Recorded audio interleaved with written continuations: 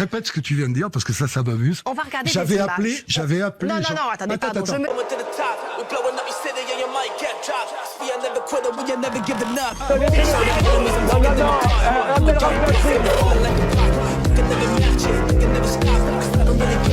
Vous fumez, monsieur. Le football, il a changé. Oui, peut-être. Ouais, c'est Laurent Delamousse, bienvenue aujourd'hui pour une nouvelle vidéo et j'espère que tout le monde va bien. Messieurs, dames, actualité chargée. Aujourd'hui, il y avait surtout une échéance, le procès de Dylan Thierry. Vous allez être déçus. Avant de partir pour cette nouvelle vidéo, c'est le moment de soutenir la chaîne et moi-même en mettant votre plus gros pouce bleu, votre meilleur commentaire. On n'oublie pas de s'abonner et d'activer la cloche pour ne pas rater les prochaines vidéos. On fait de même sur la chaîne principale, la chaîne Mousse, où cette semaine, vous allez avoir une nouvelle vidéo sur Hakim Benotman. Alors, soit demain, soit vendredi, mais il y a plus de chances que ce soit demain. On me rejoint sur Instagram, sur TikTok, sur Twitch pour pas rater les lives du dimanche soir à 21h30. On va chercher à boire, manger, on se met à l'aise. Et moi, je m'occupe du reste. On va commencer par le procès Jubilard. Alors, comme vous le savez, Cédric Jubilard a été condamné à 30 ans pour le meurtre de sa femme, Delphine. Pendant ce procès, on avait eu les commentaires, l'avis d'un très gros chroniqueur criminel, Bassem Breiki. D'après son expertise, Cédric Jubilard allait être innocenté, sauf que ça s'est pas passé comme ça. Du coup, il se montre assez critique envers la justice. C'est une première, ce qui est arrivé là. Alors aujourd'hui, en France, on a une justice qui est américaine. C'est à toi de prouver que tu es innocent. Alors qu'avant, c'était s'il n'y avait pas de preuve, tu étais innocent. Donc cette affaire fera jurisprudence. Pas de corps, pas de preuves, rien du tout. On n'a que des présomptions. Moi, depuis le début, j'ai toujours senti que ce mec était coupable. Je l'ai toujours dit, depuis le début. Même si Delphine Jubilard qui est morte, supposons qu'elle soit morte, paix à son âme, n'était pas une si blanche colombe. Mais ça, c'est très très important pour les affaires criminelles, c'est une première en France. Dans d'autres circonstances, ce mec-là aurait été innocenté sur le coup. Pourquoi? Je vais lui dire, moi je vais dire ce qui l'a tué. Le tuant qui a tué. Le tueur qui a tué. C'est la Vox Populi, c'est les réseaux. C'est Internet qui a fait que ce mec-là a été condamné. Il a été condamné par la Vox Populi des réseaux. C'est ça qui est très très important. Les jurés, eux, ils rentrent chez eux tous les soirs. Leur famille, elle leur parle, ainsi de suite. 7 voix pour 2 contre 7 sur 9. Ouais, il y a un blême. Et en restant sur Bassem, je sais pas si vous vous souvenez, il y a quelques jours, il y a une influenceuse qui porte le voile qui s'appelle Ophéla et qui avait dit qu'Adé Laurent était beau et qu'elle ne voyait aucun problème à se retrouver dans la même pièce que lui. Et d'ailleurs qu'elle se sentirait en sécurité. Ça avait pas mal fait réagir. Il y avait notamment le streamer Balti qui était monté au créneau. Et on a du coup Bassem qui s'est exprimé sur le sujet. Ouais. Avant, il y avait une frontière quand même. Chez les hijbés, on pouvait dire qu'il y avait la voilée et la hijbée. Il y avait la voilée, Mastoura, et il y avait la hijbée Ungr.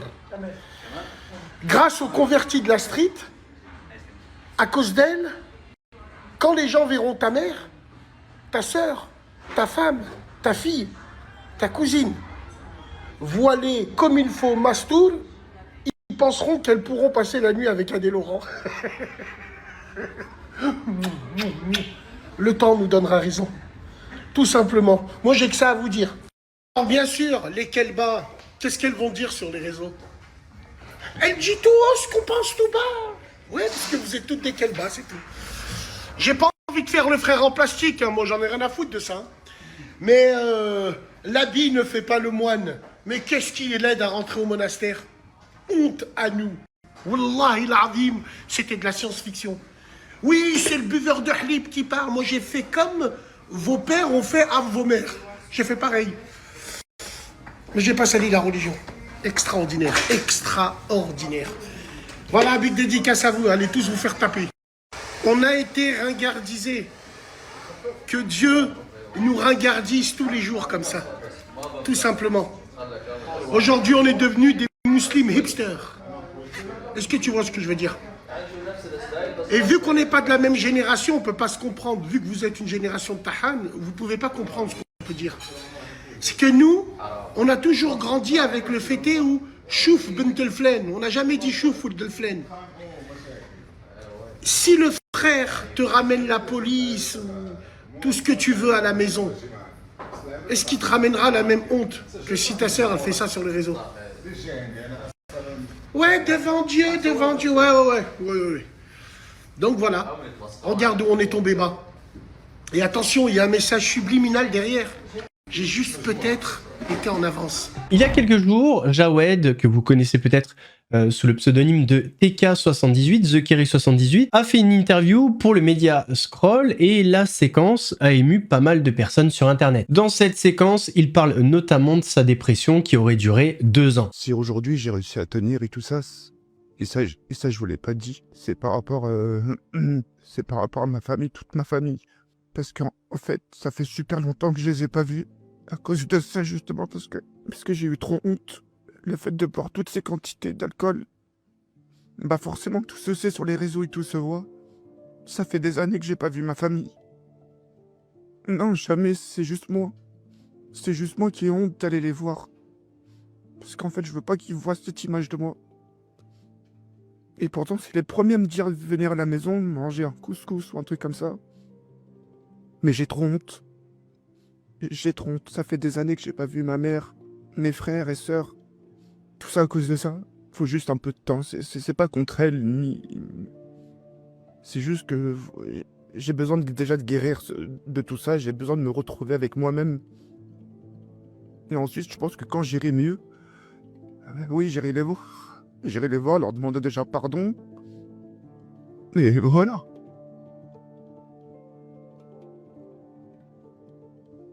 Instant prévention, messieurs, dames, vous le savez, avec la chaîne principale, j'essaie d'alerter sur de potentielles arnaques. Et là, en ce moment, on parle beaucoup d'une... Alors, c'est pas vraiment une nouvelle arnaque, mais on va dire qu'on en parle pas mal en ce moment. C'est lorsque vous achetez une voiture. Écoutez bien, regardez bien, parce que ça peut vous arriver. Patrick était allé voir le SUV à 600 km de chez lui, près de Valenciennes.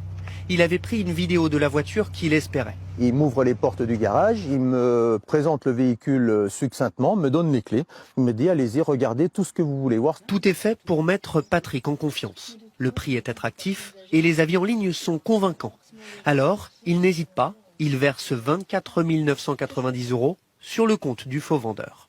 Il n'y a pas eu de doute, il n'y a rien qui vous a mis la puce à l'oreille? Le doute, il est arrivé dans les semaines à venir où là, il me dit que de toute façon, pour que je sois livré du véhicule, il faudra que j'attende une vingtaine de jours. Le garage prétexte qu'il n'a pas encore les papiers du véhicule. Patrick ne sera jamais livré. Des centaines d'acheteurs ont été trompés. Et tout semblait vrai, du logo à la facture en passant par les véhicules eux-mêmes. Comment ces escrocs procèdent-ils? Ils louent des voitures à un concessionnaire de Lyon et à une agence basée à Madrid, et cela tout à fait légalement. Pour les acheminer ensuite dans ce hangar vétuste situé dans le nord de la France.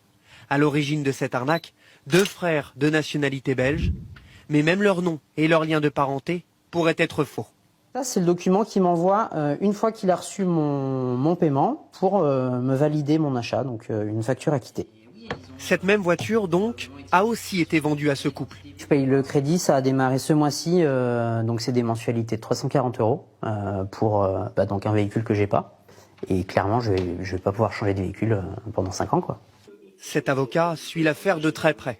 Les escrocs disparaissent et réapparaissent sous un autre garage et refont une grappe de victimes et redisparaissent et ainsi de suite. La justice, à ce stade, n'a pas réussi à centraliser toutes ces plaintes, toutes ces procédures qui existent, mais qui sont dispersées partout, dans des commissariats, dans des gendarmeries, dans des parquets différents.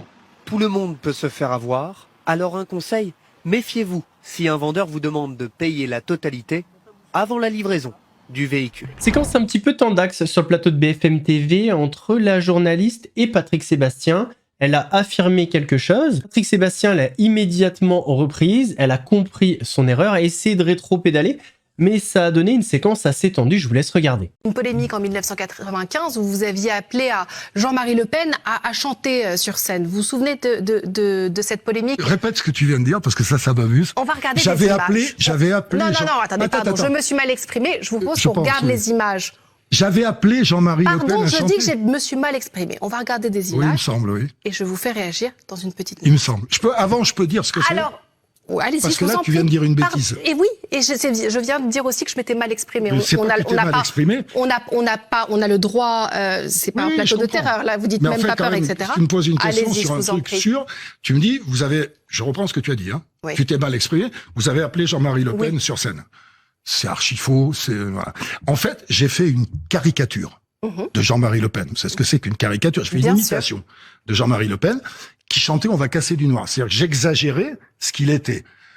Et je me suis fait rentrer dedans, et ce qui est très amusant, parce que c'est important, et c'est symptomatique de ce que je dis. Je me suis fait rentrer dedans, d'ailleurs ceux qui me sont rentrés le plus dedans, c'est Charlie Hebdo. Alors que j'ai fait une caricature, hein.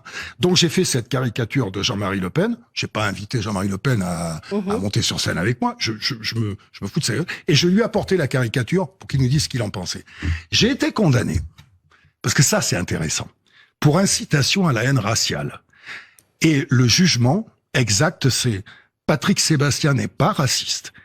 Il n'a pas eu l'intention de l'être, mais les Français ne comprennent pas le deuxième degré. Ça veut dire qu'on est exactement dans le même... Les Français, c'est des cons. Ce monsieur n'est pas raciste. Il n'a pas eu l'intention de l'être, mais les Français comprennent pas, donc on le condamne. Voilà la vérité.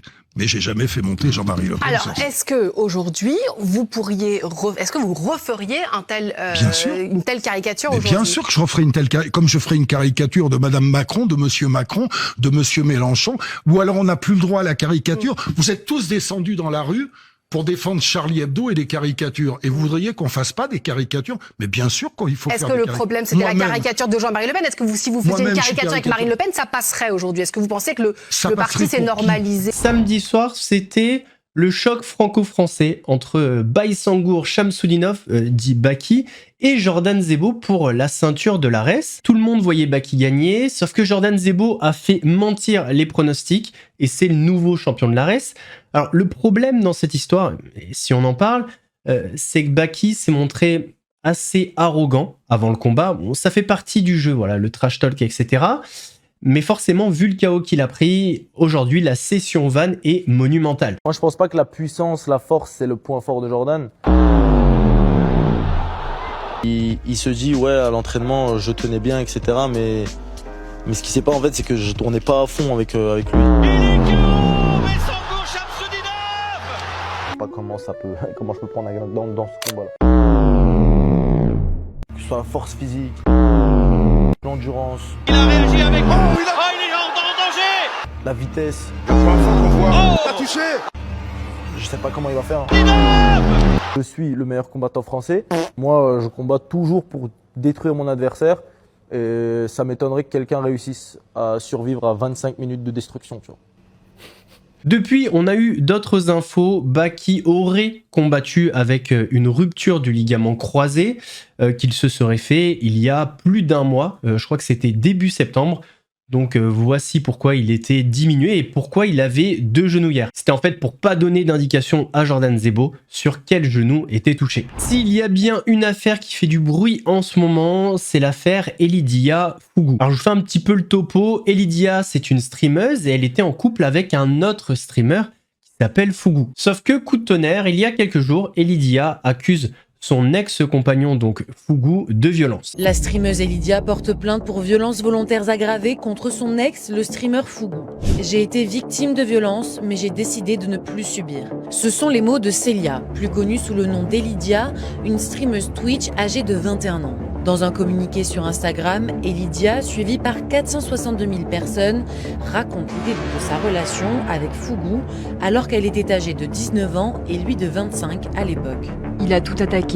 Mon intelligence, mon physique, ma légitimité de streameuse. Cette destruction mentale a été le pire. Puis les coups ont commencé. 1 fois, 2 fois. J'ai cru que Fougou ne recommencerait pas, mais les gifles, les mains et les bras tordus, les plaquages contre les murs, les bousculades qui me jetaient au sol sont devenus récurrents. Sous son post Instagram, Elidia a reçu le soutien de nombreux créateurs de contenu comme Anime, Natou, Maxime Biaggi ou encore Domingo, Flamby et Nicolas, mais aussi d'autres personnalités comme Hugo Décrypte, Samuel Etienne ou encore Marine Tondelier. Les mots écrits par Elidia sont durs à lire mais nécessaires. Il faut tant de courage et de force pour se défaire de l'emprise d'un homme violent et toxique. Tout mon soutien à elle, la honte doit définitivement changer de camp. Le streamer Fugu a réagi à ces accusations.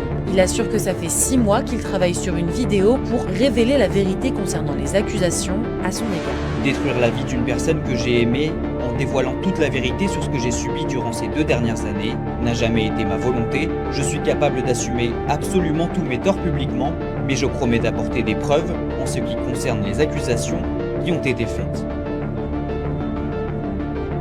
Fugu a sorti hier soir une vidéo qui fait, je crois, presque 50 minutes sur YouTube. Alors, c'est un véritable bordel, cette affaire. Si vous voulez, Lydia a fait un communiqué. Elle s'est tournée vers les voies légales. Après sa prise de parole, Fugu a subi un déferlement de haine sur les plateformes. On va dire, on connaît comment marchent les réseaux, ce qui est plutôt logique par rapport aux accusations qu'elle a portées envers lui. D'ailleurs, Fugu était en perte de vitesse, il était en train de perdre énormément d'abonnés, jusqu'à ce moment où il sort sa vidéo, où il montre des preuves. Alors je dis ça parce que je ne l'ai pas regardé, donc je ne peux pas vous dire exactement si c'est des véritables preuves ou ses preuves à lui, j'en sais rien du tout. D'ailleurs, ce sera peut-être l'occasion de regarder la vidéo dimanche soir sur Twitch à partir de 21h30. Mais en tout cas, depuis cette vidéo, eh bien, c'est l'inverse. Fugu reprend des abonnés et Lydia en perd. Ce qui est sûr, c'est que cette affaire n'a pas révélé tous ses secrets et n'a pas fini de faire parler. Il y a peut-être 2-3 jours, on avait parlé de Jean-Marc et de son fils, vous savez, qui avait été victime d'un coup de pied de la part de Nawel Madani. Jean-Marc est de plus en plus présent sur les plateaux. Il a fait Samzira, il était présent sur un nouveau plateau. Et c'est vrai que ça interpelle un petit peu les gens, voilà, les réseaux, on va dire. On va dire les termes, les gens ont l'impression qu'il est là pour le buzz et pour se faire de l'argent. Supplément, ils ont l'impression qu'il en rajoute des tonnes. Jean-Marc, le papa de Julian, qui s'est fait agresser par Nawel Madani, coup de pied dans le thorax, le 6 octobre dernier sur les Champs-Élysées. Comment tu te sens actuellement? Est-ce que tu peux nous redire comment tu te sens et comment Julian va aussi et ses frères? Comment je me sens pas très bien. Les personnes se sentent très bien. Julian il s'exprime avec ses manières à lui comme une manière d'enfant qui fait des gestes. J'ai une vidéo où est-ce que je l'ai filmé, il a fait un geste, il est en train de donner des coups de pied à un poteau. Le coup de pied qu'il donnait, c'est le même pied qu'elle a fait et que lui... Qui a reçu. Qui a reçu et que lui, il le refait en fait. Je vais voir un psychologue justement pour nous tous. Parce que ça va pas du tout. Mon grand, il a 12 ans, il fait pipi au lit. Le deuxième, pareil. Le troisième, il se refait le film, il bouge dans tous les sens quand il dort. Moi, carrément, le soir, je dors pas du tout. Passons au sujet que vous attendez tous, le procès de Dylan Thierry. Petit rappel des faits. Mercedes est loyé à Dubaï payé avec des cagnottes humanitaires. L'influenceur Dylan Thierry comparé devant ce lundi pour abus de confiance. Révélé dans Koh-Lanta en 2017, il est accusé d'avoir détourné des dizaines de milliers d'euros de cagnottes destinées à des projets humanitaires à Madagascar. Ayant déjà effectué plusieurs voyages humanitaires, Dylan Thierry a créé une association en 2021 appelée Pour nos enfants, dans le but de venir en aide à ceux dans le besoin. L'association aura un avocat, une cagnotte certifiée avec un huissier agréé. Tout sera 100% légal et réglo pour que nous n'ayons aucun reproche de quiconque. En 2022, Dylan Thierry, suivi par plus de 2 millions de personnes sur Instagram, a lancé 3 cagnottes en ligne et a récolté en tout plus de 250 000 euros de dons. Mais en novembre 2022, l'association est dissoute à cause de polémiques autour de l'influenceur. Selon un rapport de la police judiciaire, après son premier séjour à Madagascar, il restait une enveloppe budgétaire de plus de 140 000 euros sur les 250 000 récoltés. Devant les enquêteurs, il a déclaré n'avoir dépensé que 69 000 euros à Madagascar pour financer des denrées alimentaires, la construction d'une maison, de puits et l'achat d'un terrain, dans des conditions de cession floues, estime l'enquête. Mais qu'a-t-il fait du reste? L'argent récolté a été viré sur le compte courant de Dylan Thierry qui a affiché un train de vie luxueux. Il a acheté 2 voitures entre 2022 et 2023 pour un montant total de 109 000 euros ou encore payé son loyer à Dubaï qui s'élevait à 48 000 euros en 2022 alors que ses revenus d'influenceur ont diminué de près de 93% entre 2021 et 2023, passant de 342 000 euros à 25 000 euros annuels. Et c'est justement ces incohérences qui ont poussé les donateurs à porter plainte contre X. Poursuivi pour abus de confiance, Dylan Thierry risque 5 ans d'emprisonnement et 375 000 euros d'amende. Dylan est arrivé en mode rockstar. Vous voyez Michael Jackson? La même tenue, avec les gants et tout.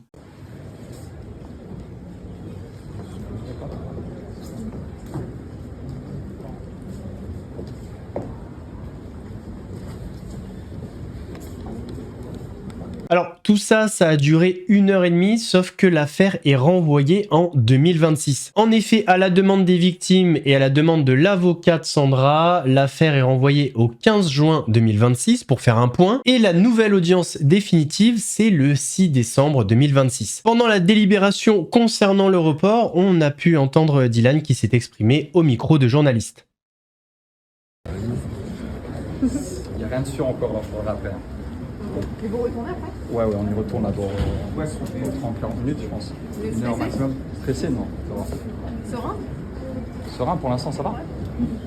Je sais ce que j'ai fait, je sais ce que j'ai pas fait. Et je me suis quand même déplacé de Dubaï jusqu'ici, c'est pas pour rien. Je pense que si j'avais voulu me cacher, je serais resté à Dubaï, tu vois. Et je pense que je viens justement éteindre un peu tout ce qui se dit depuis toutes ces années. Je suis même, j'ai envie de te dire, content qu'il y ait ce procès. Comme mon avocat l'a dit, on attendait ça depuis longtemps. Question simple, est-ce que vous avez détourné des cagnottes à destination des enfants? Je vais répondre à ça avec mon avocat lors du jugement. Et si c'est renvoyé, c'est une déception pour vous? Ah non, pas du tout. C'est la preuve qu'il manque des dossiers dans le fichier et qu'ils n'ont pas assez de preuves concernant cette affaire. Donc c'est renvoyé parce que justement, ils n'ont rien. Donc c'est reporté, je vais retourner à la maison, je vais revenir. Il y a aussi les bénévoles qui étaient avec moi à Madagascar qui sont là, qui ont laissé leur famille pour témoigner en ma faveur malgré l'image que j'ai. Ça prouve bien qu'ils ont fait des choses à mes côtés à Madagascar. Et voilà, là on attend la réponse des juges. Et si c'est reporté, ça prouve bien encore une fois qu'il n'y a pas assez de preuves. On attend alors. On attend. Messieurs, dames, on arrive à la fin de cette vidéo, j'espère qu'elle vous a plu. Si c'est le cas, votre plus gros pouce bleu, votre meilleur commentaire. On n'oublie pas de s'abonner et d'activer la cloche pour ne pas rater les prochaines vidéos. On fait le même sur la chaîne principale, la chaîne Mousse. Cette semaine, vous et moi, on a un truc à faire. On me rejoint sur Instagram, sur TikTok, sur Twitch pour ne pas rater les lives du dimanche soir à 21h30. Nous, on se donne rendez-vous mercredi pour une nouvelle vidéo actuelle. En attendant, prenez soin de vous. Laurent de la Mousse vous salue.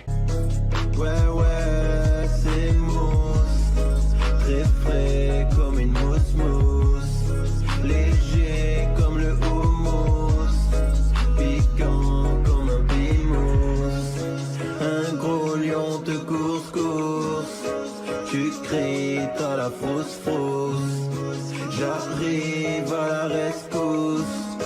Regarde, ouais, c'est